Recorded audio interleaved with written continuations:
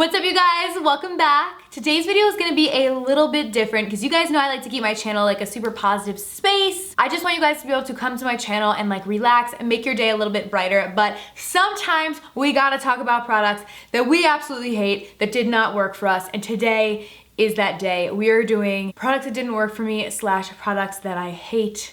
I don't like to use the term hate, but these products just really didn't work and I don't like them. So I'm gonna talk to you guys about them today.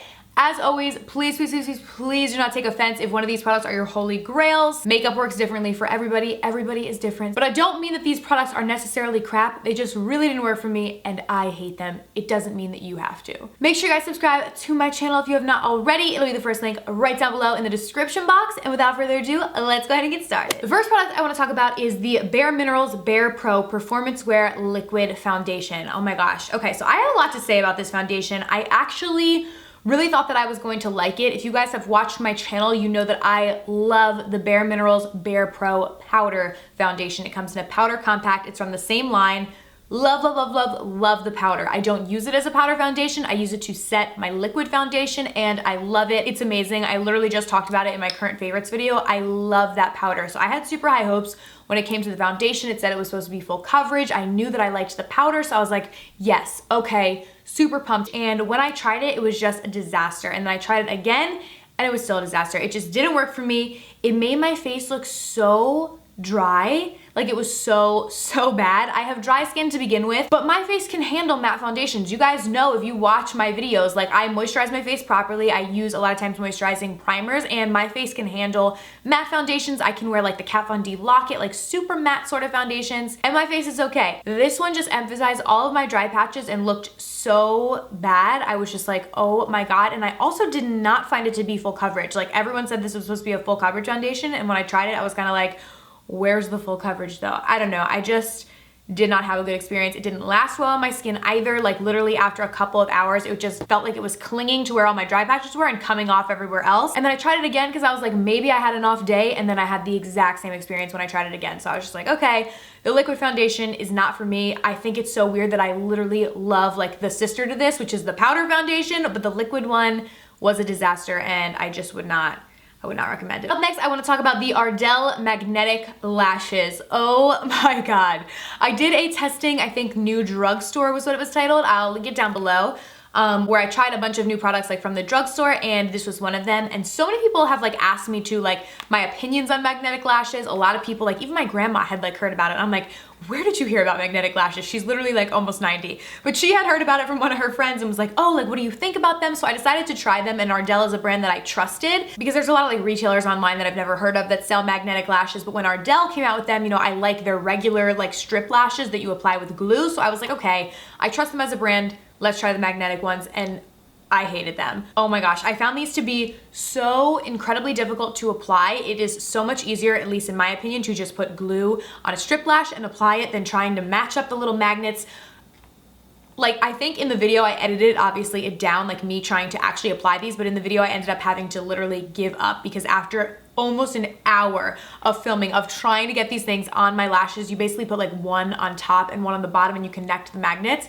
I still couldn't do it and they were like falling off my lashes into my eye. I don't like magnetic lashes. At least I don't like these ones, and these are the only ones that I've tried, and I just think that applying regular lashes with glue is 1,000 times easier. Like if you can do this, you can certainly apply regular lashes with glue. So yeah, not my favorite. I'm not about this trend.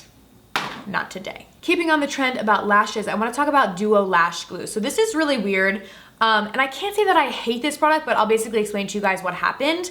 This is like one of the most popular eyelash glues I feel like there ever is. Like they sell it at Sephora, they sell it at like basically everywhere. Everybody knows Duo Lash Glue, and I used it for a really long time, and then I want to say literally randomly just one day, 2, maybe 3 even at this point, years ago, applied my lashes and my eyes literally like blew up because of this. And I was like, oh my God, like I wonder if it's my eyeliner, I wonder if it's my eyeshadow, because I had used this for so long, but I recently did get a new tube of it right when I did this. And then I started to realize after a couple days of still applying lashes, but like not using the liner that I use and the eyeshadow that I use, that it was the lash glue that was actually really irritating my eyelids. So at first, since Duo Lash Glue does have latex in it, I thought maybe I had a latex allergy, and then I went to an allergist and I actually got tested and I don't. So I don't know what the heck it was, but all of a sudden there was something in Duo Lash Glue that really irritated my eyes like so bad. They were literally so itchy and red and swollen right where I would put the lash glue. It was basically like a liner of itchy red swollenness on my eyes. Like, it was not cute.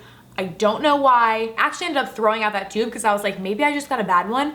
Went and got another one and the same thing happened. So I don't know if over the years they changed their formula. I don't know if it is the latex and the test that I took just came back negative, or if it's another ingredient, but this does not agree with my eyes. I know everybody loves it, but I would say that if you are sensitive, especially in your eye area, go for something else. I always use the Duo Brush On Adhesive with vitamins. So this one is latex free. It also is free of a lot of other chemicals as well. This is basically supposed to be like the natural one that they have. And I have realized that this doesn't adhere your lashes as well as this like regular one that everybody always uses. That's kind of, you know, like this, where the one that I use actually has like a little wand. It actually doesn't adhere your lashes as well. You are probably gonna have to touch up your lashes throughout the day with a little bit more glue, but it doesn't leave me like itchy and burning eyes. So that's why I use it. But yeah, the Duo Lash Glue that comes in the tube that I feel like everybody uses, the regular adhesive, no go for me. No. Up next, I have to talk about the Maybelline Brow Drama Crayon Pomade. So if you guys watch my channel, you know I am such a big fan of Maybelline. I feel like they are one of the best drugstore brands out there. Love their products, but this to me was such a flop. I'm actually almost using this product as like an example product for all of the brands that came out with these brow products that are these big, thick crayons. I just don't understand it. Like, I tried to use this and it was so difficult because it's so big. Like, it's literally, I feel like the point is like bigger than my entire brow. It was just very difficult to use. Again, there are so many companies that came out with things. I know L'Oreal has one too, which I really did not like. And I'm just like, what is going on? I don't know. I don't like the thick brow pencil trend. I pretty much hate all of them. I never tried one that I did like. I just like thin brow pencils and this was just a disaster. No, thank you. Up next, I want to talk about the Meryl Norman Kiss and Hug Lip Gloss. So this one is in the shade Red Velvet. I remember this was such a pretty lip gloss. Like, the color was so pretty, but I'm going to show you guys, like, as soon as I open it, you will see it is so sticky. Like, see that big kind of glob that went like this? Like, when I put it on my lips, my top lip and my bottom lip had like lines of lip gloss that was globbing together, like down throughout my mouth, and then it was getting all over my teeth. It was just very sticky, I just didn't like it. I love lip gloss. I love like juicy, glossy lips. I literally use lip gloss all the time, but this one was just way too sticky and it was just like globbing all over my lips and it looked horrible. The color was so pretty, but the formula was just way too sticky for me, so I was just not in love with this. Up next, this product I have like a soft spot for, and it sucks because I actually like this product. Loved the way it worked, loved the way it looked on my skin, and then it made me break out, which I feel like from time to time I do get products like that, but this one I was super upset about. This is the Smashbox Photo Finish Primerizer. It's a primer plus a moisturizer. So I used this actually, I wanna say for like over a month, and I really liked it. I love Smashbox primers. I honestly think they're one of the best brands for primers. I think their primers are bomb. I love the fact they made a primer that was mixed with a moisturizer. As a dry skin girl, like, what else could I literally ask for? So I was so excited.